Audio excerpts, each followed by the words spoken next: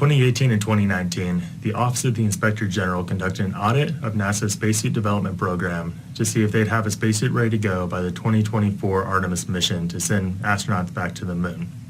In order to determine why, after decades of iterative work and $200 million spent, that NASA still doesn't have a lunar-certified spacesuit ready to go, I turned to historical examples. I analyzed the project management methodologies of spacesuit development from Mercury to modern day and determined that in order to achieve the tight spaceflight goals of sending astronauts back to the moon, or any political goal, that commercial partnerships should be used in order to create a minimum viable product, and that's what they should do during the 2024 Artemis mission.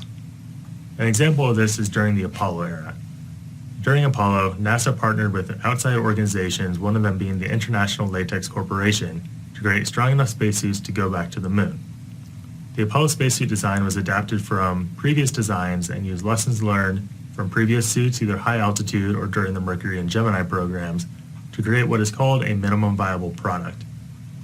This product was designed to meet the rapidly approaching deadline of the Apollo 11 mission, meaning that NASA and its partners didn't have time to create the perfect product, but instead wanted to make a suit that was safe enough to accomplish the goal of getting astronauts to the moon during the heightened tensions of the Cold War.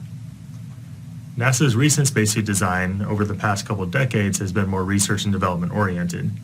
So until recently, when the 2024 Artemis mission was revealed, there's really no driving political goals that was pushing spacesuit certification, meaning that NASA went years doing research and development without actually creating a usable product to go back and walk on the moon. So now that NASA has only 3 years to finish a flight-ready spacesuit to go back and walk on the moon, my research concluded that looking at historical examples, they can learn from these early spacesuit programs and form commercial partnerships to help build a flight-ready spacesuit,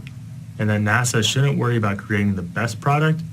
but instead should create a minimum viable product that accomplishes the 2024 mission and then can be improved with future iterations. So my final paper was titled Using Historical Examples to Create a Spacesuit Development Strategy for the 21st Century. I sent this paper to NASA's Exploration EVA Procurement Office,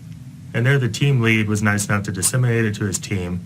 and they verified that they're looking into similar procurements going into the next couple of years.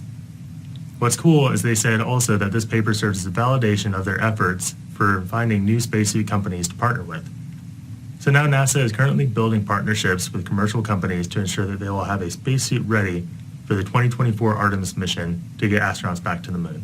Thank you.